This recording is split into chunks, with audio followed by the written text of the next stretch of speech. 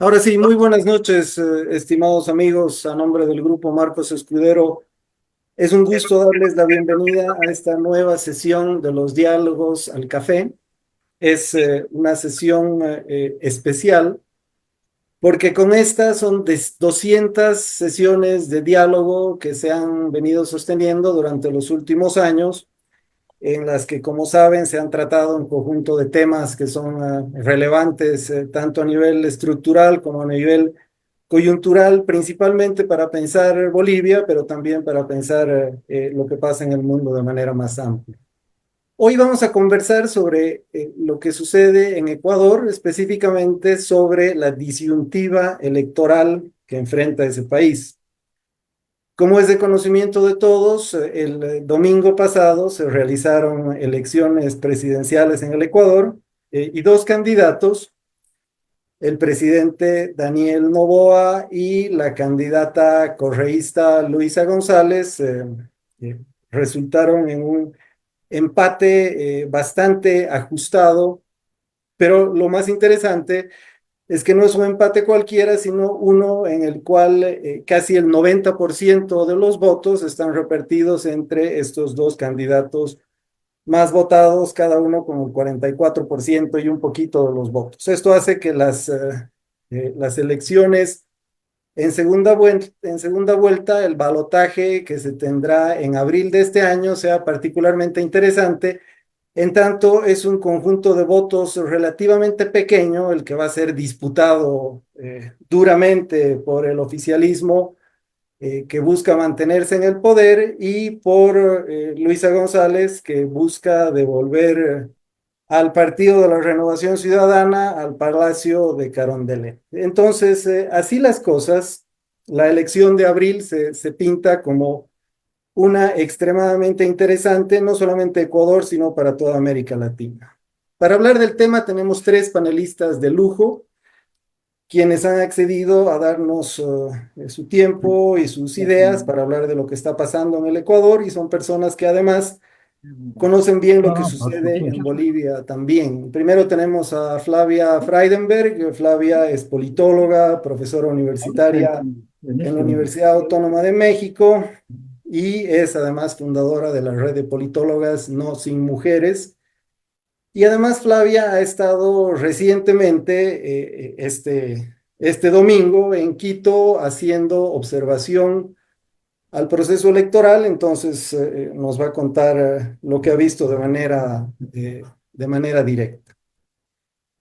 En segundo lugar tenemos a Simón Pachano. Simón es un viejo conocido de estos espacios de diálogo, de los que participa frecuentemente. Simón es sociólogo, profesor universitario, y es uno de los investigadores más atentos a lo que sucede en general en procesos institucionales y electorales en toda América Latina, pero particularmente en Ecuador. Y tenemos además a Luis Verde Soto, otro conocedor y amigo de Bolivia, politólogo que ha sido consejero del Tribunal Electoral en el Ecuador, que ha sido viceministro anticorrupción también en su país, y que desde esta su experiencia única nos va a contar cómo ve el proceso en el Ecuador el domingo pasado y el que viene en abril.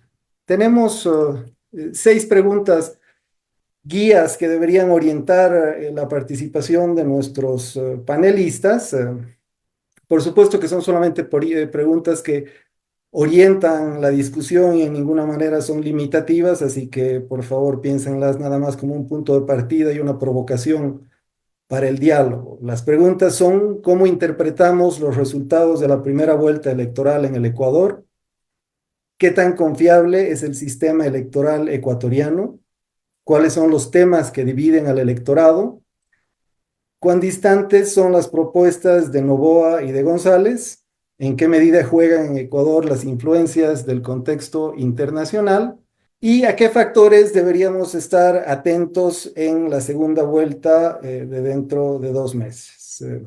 Como no es poco lo que les pedimos que nos comenten, les voy a dar de una vez la palabra y si les parece bien podemos seguir el orden en el que aparecen en la lista de la invitación. Perfecto, Flavia, muchas gracias.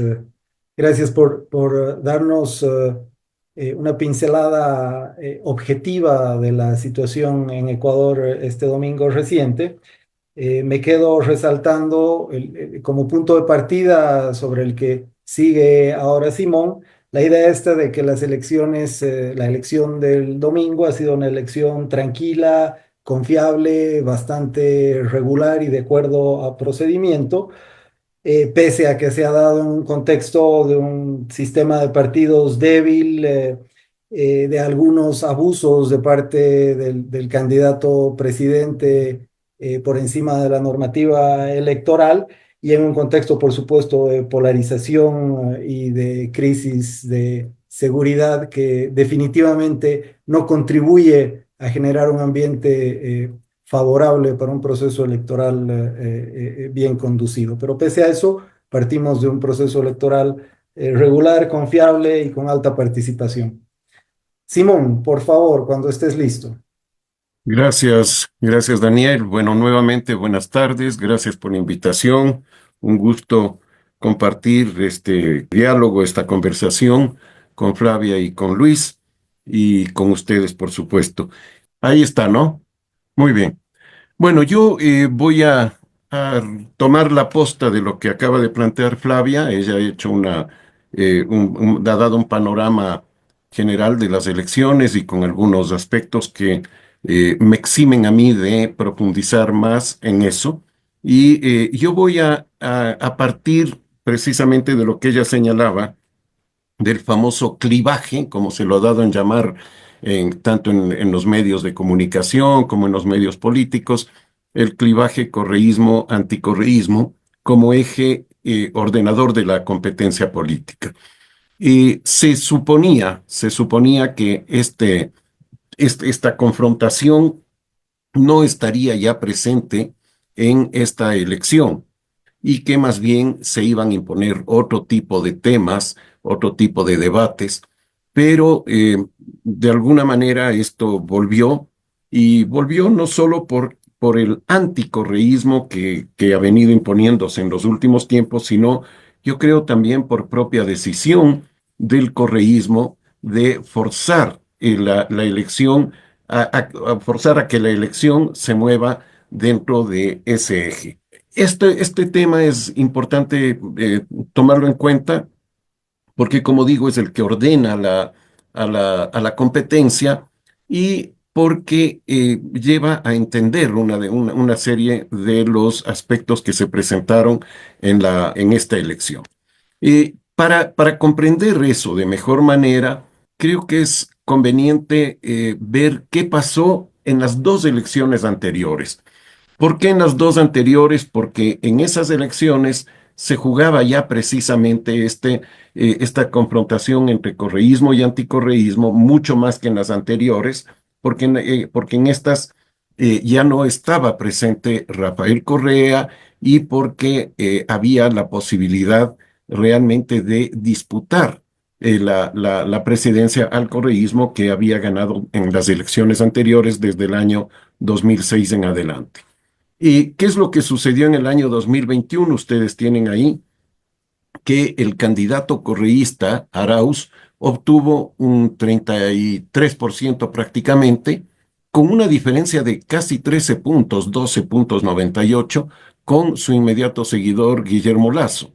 Sin embargo, en la segunda vuelta, Guillermo Lasso remonta esos 13 puntos porcentuales y le gana al candidato correísta con alrededor de 5 puntos. Es decir, se puede sacar de ahí una conclusión de que el anticorreísmo se imponía incluso con un candidato bastante, yo diría, un mal candidato en el sentido de que no tiene carisma, liderazgo, etcétera, Guillermo Lasso, y que logra remontar todo eso y ganar la segunda vuelta.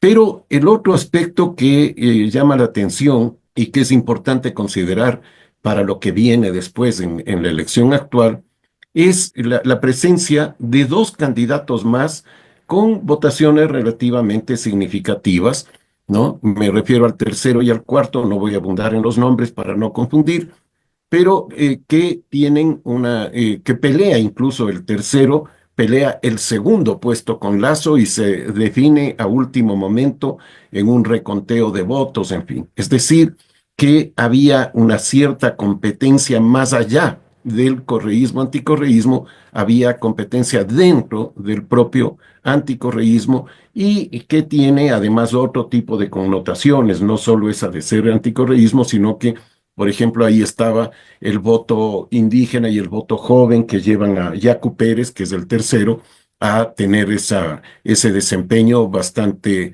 importante, bastante significativo, digamos, ¿no? ¿Y qué sucede en la elección, en la siguiente elección, es decir, ya la última antes de esta del 2025, en la de 2023? Nuevamente tenemos a un candidato, a una candidata en este caso, a Luisa González, con una votación relativamente similar a la de su colega o compañero de la elección anterior, un 33%, que ocupa el primer lugar.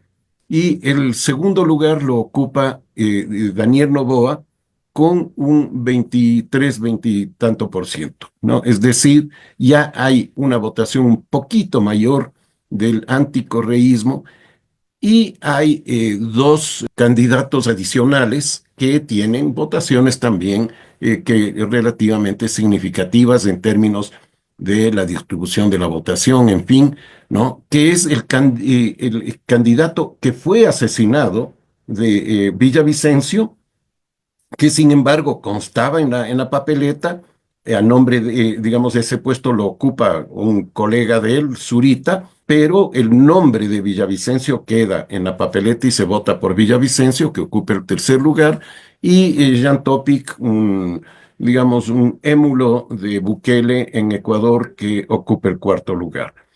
Este nos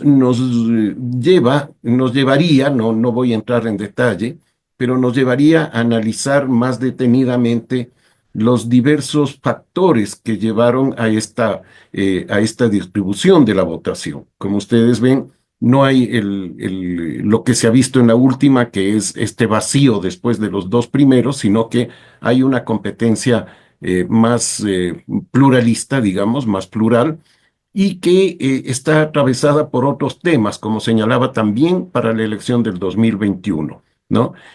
Si, digamos, yendo a un contrafáctico, incluso podríamos pensar que la cosa pudo haber cambiado si no se producía el asesinato de Villavicencio 10 días antes de la elección, ¿no? Y podría ser que no le hubiéramos tenido a Daniel Noboa, que apareció sorpresivamente, que se atribuye a que prácticamente no habló en el debate y que lo poco que dijo gustó a la gente, no sé por qué, pero bueno, gustó, eso hay que investigarlo más y que eso le llevó a ocupar el segundo lugar.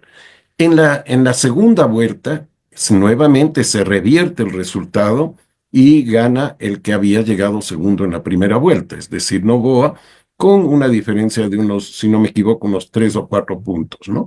Es decir, hay este fenómeno nuevamente de la reversión del resultado que es importante considerarlo también en la actual. ¿Qué es lo que tenemos ahora? Ustedes ven, el gráfico es totalmente diferente y eso ya dice bastante. Los dos candidatos, los dos primeros lugares, se llevan, como lo señalaba Daniel al inicio, prácticamente el 90% de los votos, ¿no? El tercer lugar, que queda a una distancia significativa, con apenas unos 5 puntos porcentuales, es el candidato de Pachacuti, del movimiento indígena, digamos, del partido que representa al movimiento indígena, y que tiene, digamos, su electorado fundamentalmente en algunas provincias de la sierra. No tiene casi votos en la costa, esto lo vamos a ver de inmediato, en la distribución regional de la votación, y una candidata también de apellido González, Andrea González, que, igual que Luisa González, del apellido me refiero, que ocupa el cuarto lugar gracias a su desempeño en el debate, en donde apareció como la candidata más anticorreísta, digamos, aparte del presidente de la República.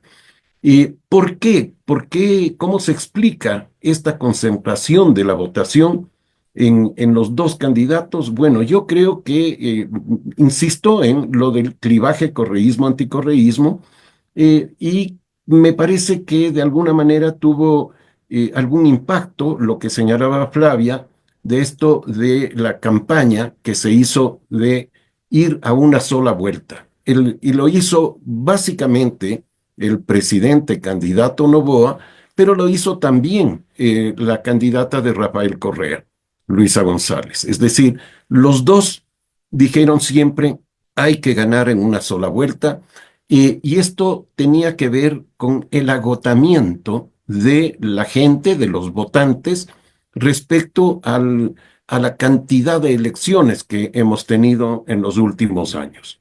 ¿No? Como ustedes ven, el anterior fue apenas en el 2023 y antes de ese en el 2021, es decir, hemos tenido elecciones presidenciales y legislativas con 2 años y con año y medio de diferencia. Y en medio de eso hemos tenido referéndums, consultas populares. Entonces, realmente hay un agotamiento,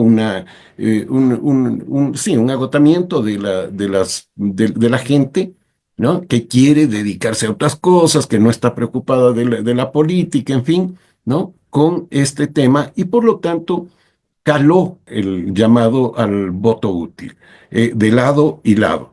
Y Flavia hizo ya referencia a estos incidentes que hubo en términos más bien legales, no, felizmente no violentos, pero de formas ilegales de actuar, sobre todo del presidente de la República, que por su conflicto con su vicepresidenta, a quien él escogió para ir en la fórmula, en el binomio de presidente-vicepresidente, él tiene el conflicto por desconfianza hacia ella y no está dispuesto a entregarle la presidencia para él poder hacer campaña, porque la ley ecuatoriana le obliga a pedir permiso, a pedir licencia. No es como el caso de Estados Unidos, por ejemplo, que el presidente puede seguir en funciones e incluso utilizar el avión presidencial, en fin, ¿no? Para hacer la campaña. No, en Ecuador tiene que pedir licencia y el presidente no lo ha hecho. Entonces, eso crea también un problema que va a ser uno de los problemas centrales en la segunda vuelta. En la segunda vuelta, él muy difícilmente va a poder hacer lo que ha hecho en la primera, es decir, no entregarle la presidencia a la vicepresidenta y nombrar a una ministra, ¿no? Él nombró a dos ministras, una en un momento, otra en otro momento, como vicepresidentas encargadas, lo que viola claramente no solo la ley, sino la Constitución, ¿no? Un pequeño paréntesis, la Constitución ecuatoriana le asigna al vicepresidente o la vicepresidenta únicamente la función de reemplazar al presidente. No es presidente del órgano legislativo ni nada, sino solamente tiene la función de reemplazar al presidente en caso de ausencia temporal o definitiva. Y además dice, desempeñará las funciones que le atribuya el presidente, que le designe el presidente. Pero el presidente puede designarle para cualquier función, pero eso no significa que deja de ser vicepresidenta. El problema es que el presidente actual está interpretando que al designarla a una función de segunda categoría en la embajada ecuatoriana en Israel primero y en Turquía después, ella pierde su condición de vicepresidenta. Eso no es así. Entonces, creo que ahí hay un problema que se va a presentar en la segunda vuelta y que va a ser mucho más grave, porque ya la Corte Constitucional, en una resolución muy tibia, muy temerosa, pero que algo deja ver, ya le advirtió que él no podría hacer los encargos que ha hecho hasta ese momento. Cierro con esto el paréntesis y sigo con el tema de la elección en sí misma. Tenemos aquí un mapa, digamos, de cómo se distribuyó la votación en términos muy gruesos, más que distribuir la votación, es en dónde ganó cada uno de los candidatos. Flavia hacía referencia, ¿no? El color morado que corresponde a Daniel Noboa, ustedes ven, cubre prácticamente toda la sierra, hay creo que dos excepciones de provincias en la sierra, y gran parte de la Amazonía. El color celeste, que es o azul de Luisa González, ustedes ven que cubre toda la costa y dos provincias de la Amazonía. Entonces, tenemos claramente de nuevo el clivaje regional que se expresa muy fuertemente en esta elección. En los últimos días ha habido además, ya en los últimos días, me refiero a ayer, anteayer, en esta semana, después de la elección, ha habido un debate a partir de ciertas declaraciones de un periodista y alguna declaración del presidente mismo respecto al voto en las provincias de la costa, que es en donde está más presente el narcotráfico, y son las provincias más afectadas por la delincuencia, por la inseguridad, en fin. Y esto que es en cualquier parte del mundo, la presencia de grupos violentos, la presencia de delincuencia, en fin, es un factor que condiciona las elecciones, como puede ser cualquier otro factor, incluido el clima, incluido los aspectos naturales, ¿no? Pero se tomó como un elemento de que se está tratando pues, de colocar en el imaginario de que las provincias costeñas votan de esa manera porque defienden al narcotráfico. Entonces, este va a ser también un elemento muy complejo dentro de esta segunda vuelta. Se está instalando esa percepción de parte del correísmo, haciéndole aparecer como que el periodista que dijo esto y sobre todo el presidente están acusando de ser una población que apoya al narcotráfico. Eso va a ser muy grave porque se está creando una imagen colectiva, un imaginario que no tiene, digamos, sentido en esa interpretación. Aquí está la votación del año 2023, no es la actual, pero ustedes ven que también ahí teníamos una diferencia significativa entre sierra y costa, básicamente, en donde en la sierra ganó Daniel Noboa, igual que en esta ocasión, y en la costa ganó Luisa González, también igual que en esta ocasión. Entonces, vamos a tener nuevamente el conflicto a la vez, correísmo-anticorreísmo y sierra-costa. Quisiera referirme digamos, a dos temas de las preguntas. El uno es el de la distancia, para seguir con el tema electoral, el de la distancia entre los dos candidatos. Como decía antes y como veíamos en los gráficos, esta es la primera vez en todo el periodo democrático, es decir, en 45 años, en que la distancia es tan pequeña. Tenemos menos de un cuarto de punto de diferencia entre los dos candidatos. Son apenas alrededor de 15,000 votos, ¿no? Y esto va a generar un grave problema porque, primero, bueno, digamos, lleva a muchas susceptibilidades respecto al manejo del Consejo Electoral, al conteo de votos, en fin, ya se habla de fraudes de lado y lado, en fin. Pero también va a otro tema que digamos que fue planteado por Daniel, y que es el cómo se van a distribuir los votos que quedan, digamos así. Yo ahí tengo una interpretación basada en las experiencias de las elecciones anteriores, en general de todo el periodo, y es que para la segunda vuelta no se puede considerar que estén disponibles solamente los votos que fueron a los otros candidatos, a los que quedaron fuera, sino que hay una especie de barajar de nuevo y que se replantea en su conjunto la lucha por el voto, ¿no? Evidentemente hay una base de la que que parte cada uno de los candidatos, pero esa base no es esta votación que obtuvieron, que está dada por una multiplicidad de factores, ¿no? Y que, digamos, puede cambiar de aquí hasta dentro de 2 meses, que es la siguiente elección. Y entonces creo que lo que va a suceder en esta segunda vuelta es que los candidatos van a tener, en primer lugar, que preocuparse por, digamos, sostener esa votación que tuvieron. Esa votación no es seguro de ellos. Esa votación está dada por todo lo que señalaba antes, por estos llamados a ganar en primera vuelta, por el tipo de campaña que se hizo, en fin, ¿no? Y luego tienen que ahí sí ganar votos de los otros candidatos. ¿Cómo hacerlo en este segundo aspecto? Los demás candidatos en Ecuador jamás han podido endosar votos.